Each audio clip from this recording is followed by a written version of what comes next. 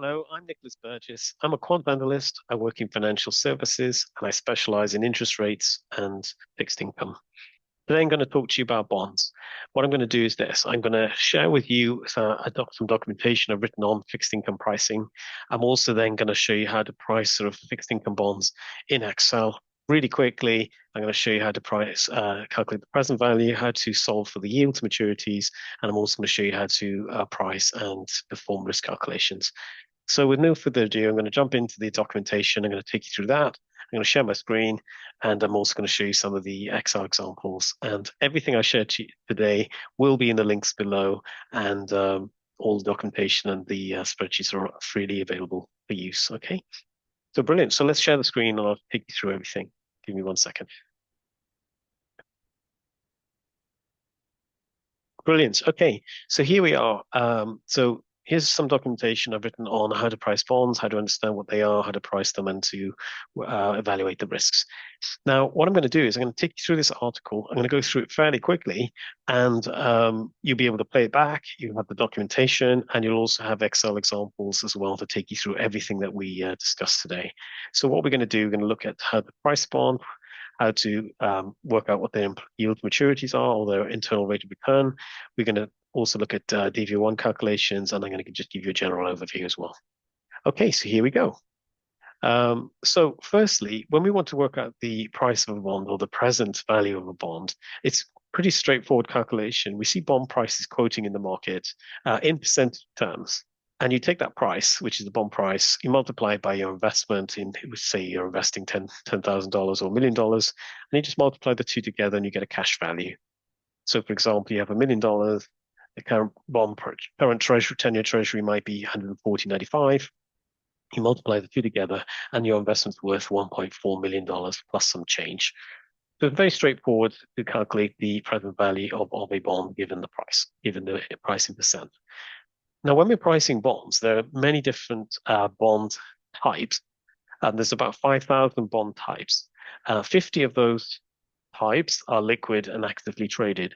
And what's meant, if you go into, for example, a Bloomberg screen and you look in the description page, you'll see a calculation type associated with each type of bond. And the most popular calculation type is type 1, and that's US Treasury Street. And what these types mean is every bond has a different formula for working out its price, working out its discount factors and its yield to maturity. So those formulae are a bit different for each bond type. And the most popular type is type 1, this US Treasury Street. And there's about 50 different types that are actively traded, but by far US Treasury Street is very popular. And it's not just for treasuries, it's for other bonds too. So the most popular calculation type is type 1, and that's what we're going to go through in this documentation, in this video today. If you want to read up on other bond types, in the references below, there's a link to some Bloomberg pages, and they'll explain all the other types. Like I said, there's 5,000 types, but only 50 of them are actively traded and liquid. Okay, so moving on. So when we're pricing a bond, we use the bond calculation type 1 equates to this formula. So the present value, or PV, of a bond using Treasury type 1, use Treasury Street type 1. You take the coupons, you divide it by the number of coupons per year. So that will give you each individual coupon. And then you divide that by the discount factor. And the discount factor is this formula here. It's 1 plus y divided by t to the power of 1. And that's the nth coupon. So the first coupon, the second coupon, third, and so on. That should read n, not n times t. Excuse the typo. So we apply this formula. That will then sort of give you the present value of your bond. So it's a fairly straightforward calculation. Principal here refers to the face value of your bonds, typically going to be $1,000, sometimes $100. And we'll see these, and we'll have an example of how to use this formula shortly. So I'm just going to take you through the formula first, and then I'm going to show you the Excel pricing example second. So here's the formula for price for type 1 bonds. And you can simplify it into this expression, but this first version is perfectly fine. And this formula is used for pricing bonds on day one. And then when you want to sort of take that cash value or the present value of your bond and you want to sort of work out the percentage prices, which is what you're going to see trading on Bloomberg screens, you take your PV, you divide it by the denomination, so the units of each bond typically going to be $1,000, sometimes 100, and you divide your PV by 1,000, and you get your price in percentage points. So let's take a look at an example. So what I've got first, I've got two examples. The first one's going to be Coca-Cola bond. This one's at the time of writing this document, it had 3 years to maturity, paying coupons of 7.5%, paying coupons annually. Denomination was $1,000 in this case, coupon 7.5%, which is in the description, and its current yield at the time of pricing was 8%. Now, if I were to sort of show graphically what that would look like, so we said the coupon was 7.5% annually. So, and the denomination was 1,000. So 7.5% of 1,000 would give you a coupon of $75. And it's got 3 years left to maturity at the time of writing this document. So, and it's annual coupons. So what we're expecting to receive is 3 annual coupons of $75 and our money back at maturity, which is the denomination of $1,000. Now, how we price this using the formula above, we just literally follow that formula through, and we'd have three cash flows, and which is what we see here. And we have the discount factors here for the yield that we're given of 8%. You calculate this discount factor using which is the 1 plus y over t to the power of 1, 2, 3. For each coupon respectively. You calculate your discount factor using the formula, and basically you take your coupon, you multiply it by this discount factor, and then you get your present value. And what the discount factor is doing is it's taking cash flows which are in the future and working and discounting them, and so that we can work out what their value is in today's terms. And these discount factors, they're kind of like percentages that which scale the cash flow into today's present value. You add up those present values for each of those coupons. This last one's bigger because you get your return of notional, and you add those up and you get 987.11. Using the formula above, if you divide your PV by the denomination of 1,000, you get your bond price then in percentage terms. So it's very straightforward, and the examples are going to show you in Excel shortly. Now, this is the simplified formula, or it's not really simplified, but what I'm trying to sort of say is there's a second formula for bond pricing, which is exactly the same. Again, it's type 1. And the reason we have a second formula is that what do you do if you're halfway through a coupon? And so the second formula, it's pretty much exactly the same formula. It looks exactly the same, except the difference is that you have an A. It's instead of having coupon 1, 2, 3, 4, etc., you have coupon A plus 1, A plus 2. And what this A represents is the fractional value of the coupon. So you're partway through a coupon. Perhaps only half of the coupon is left to be paid. So you're halfway through, perhaps. So A would be a half. And so this formula allows for pricing bonds where you're sort of trading and you're purchasing a bond halfway through a coupon, whereas the first formula was pricing the bond on day one. And so this formula can be used in all cases, and the first formula we just looked at can only be used on day one. So that's something to be aware of. So you see this A representing a fractional coupon, and we'll give you an example of this shortly. So here's an example of where we sort of halfway through a coupon, this screenshot.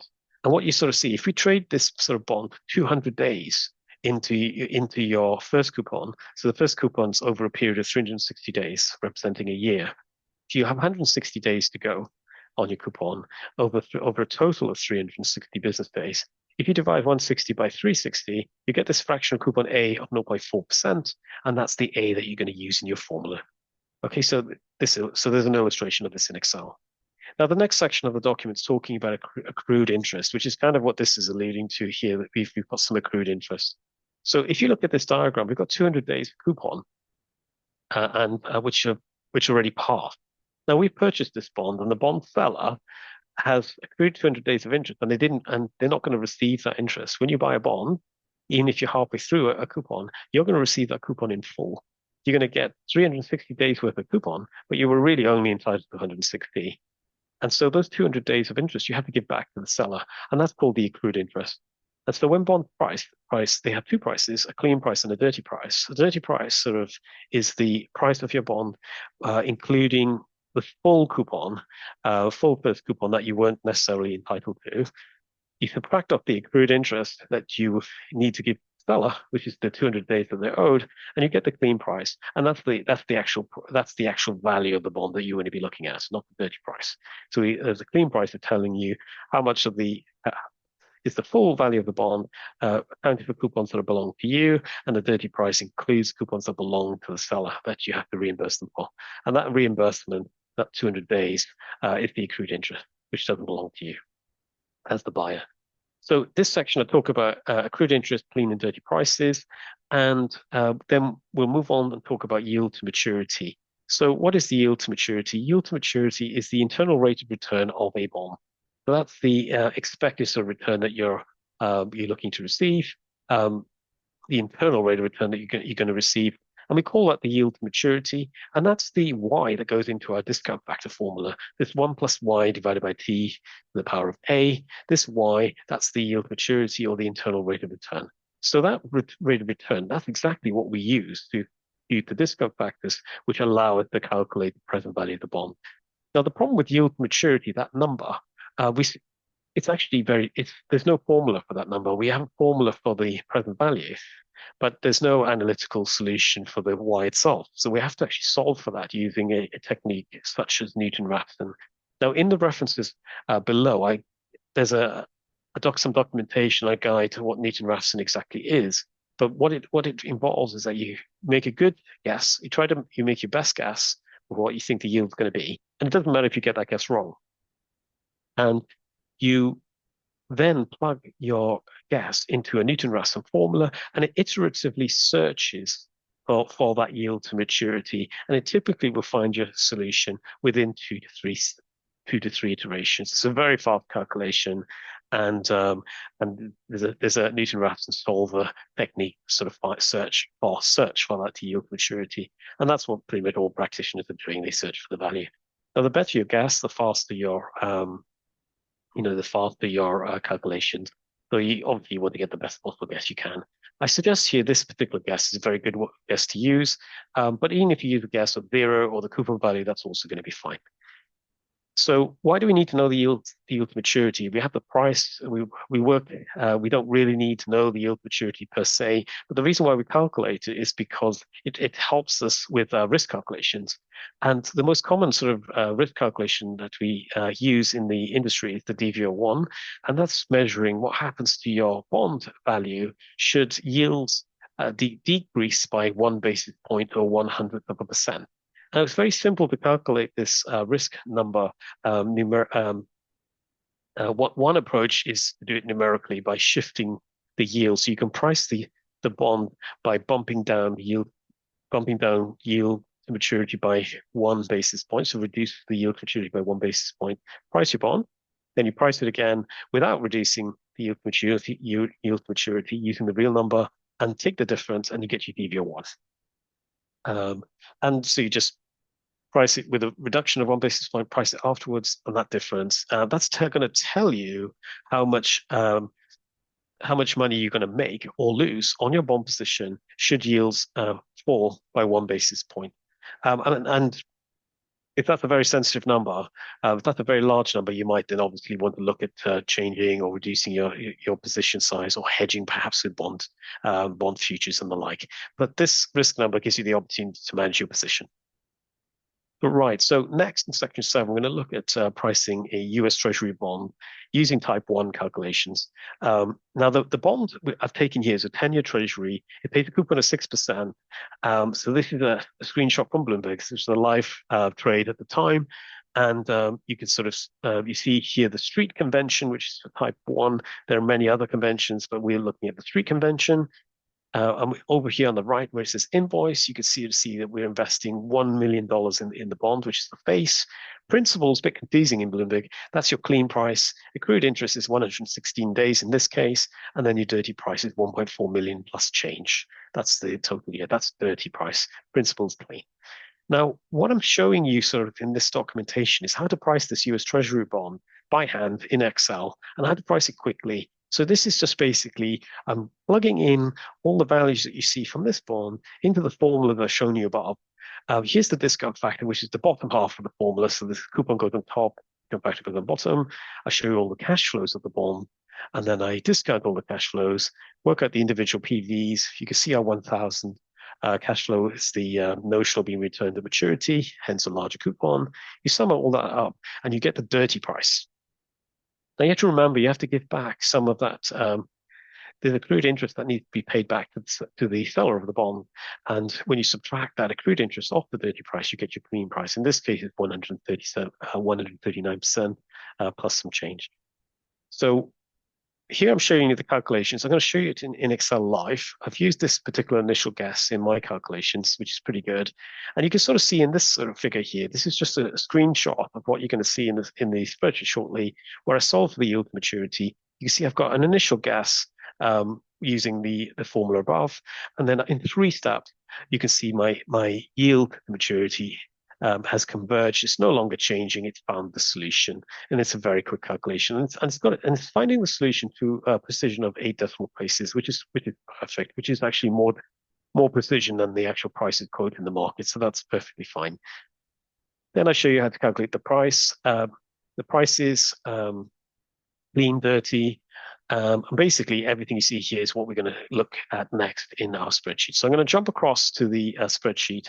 But one last thing to sort of say in the documentation is that at the bottom, there's an appendix. It's sort of giving you an overview of the pricing. And at the very bottom, there's some references to the different bond calculation types and the Newton-Raphson method being used for the yield to maturity. So there's some references at the bottom, which you might find useful.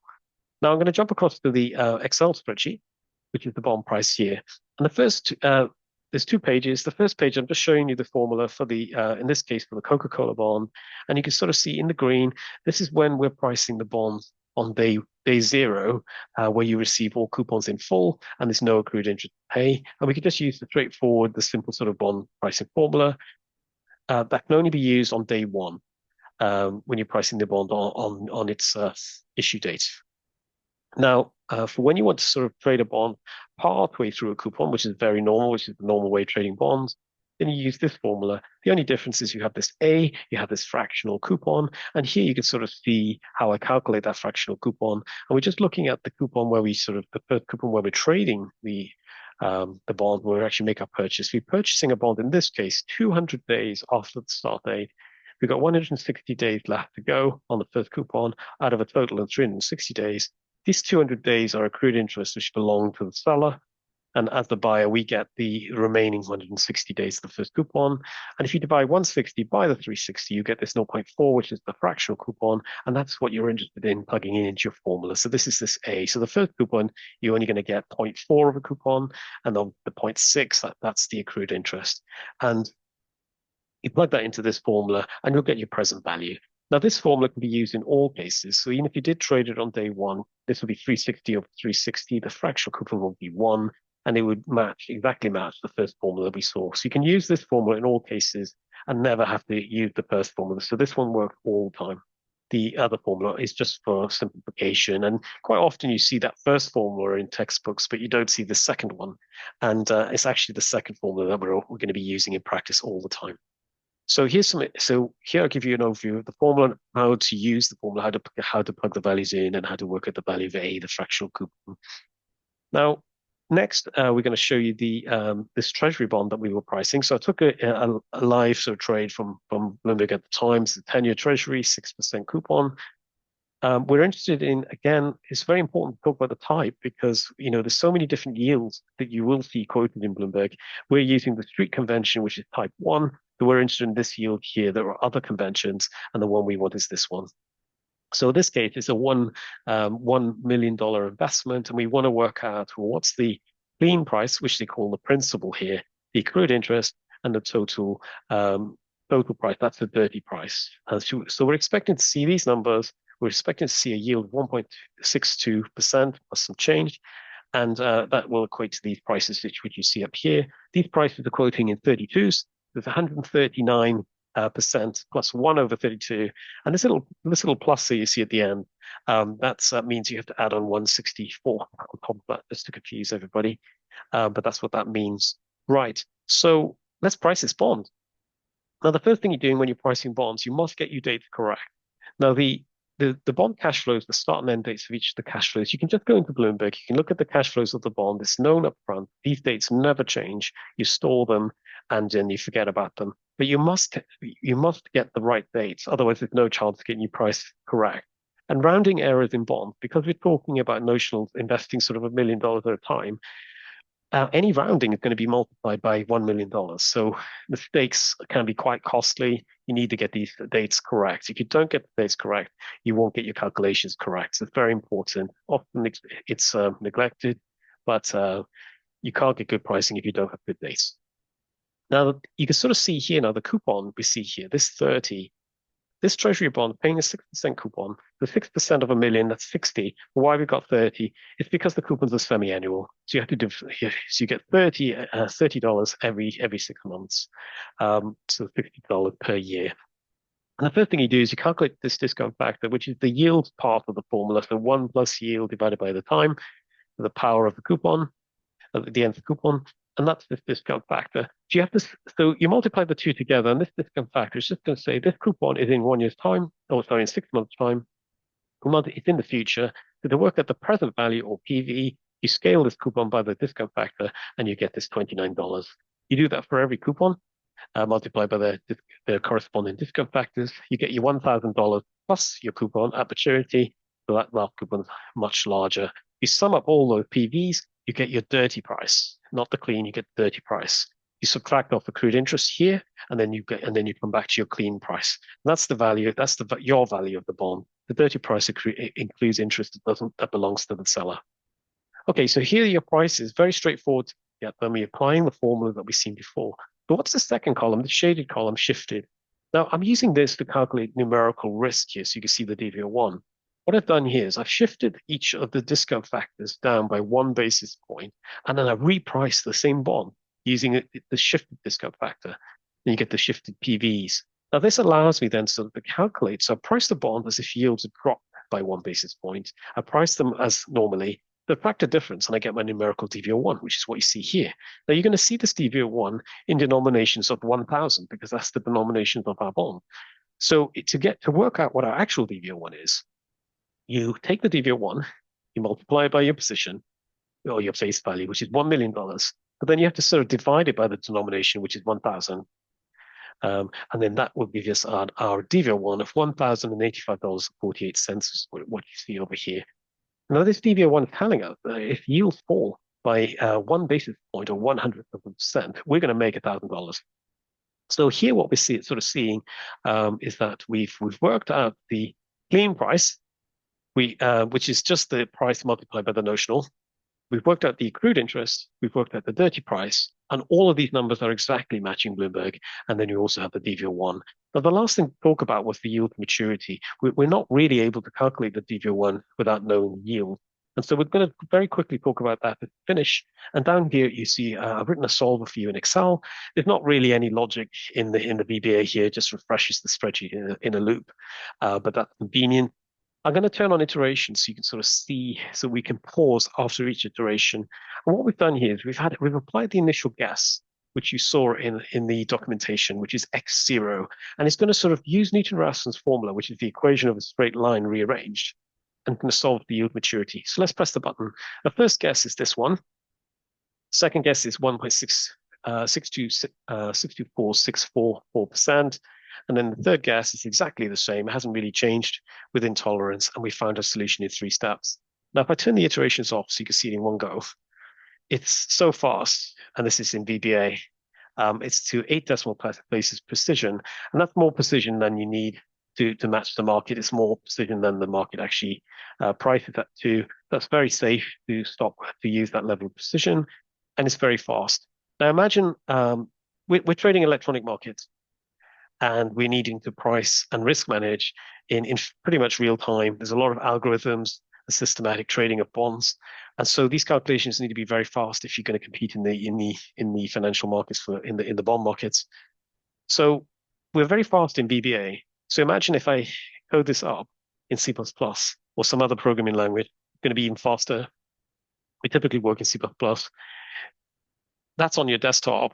Obviously, then if I price in C++ on a server, it's going to be even faster. And if I price if I add loads of accelerated hardware, we're very easily, these bond prices are very easily going to trade in nanoseconds. So we need to be fast. We need to be accurate. We need to take care of things like making sure we get our dates correct, use the formula correctly. Um, and that's going to allow us to sort of get really good pricing and to risk manage our positions very well. So I hope you enjoyed the session. That's everything I have to show you on bonds. Everything you see here is all the documentation, the workbook. It's free. It's below on the video. And all that's left to say is thank you, and please subscribe to my channel. Thank you.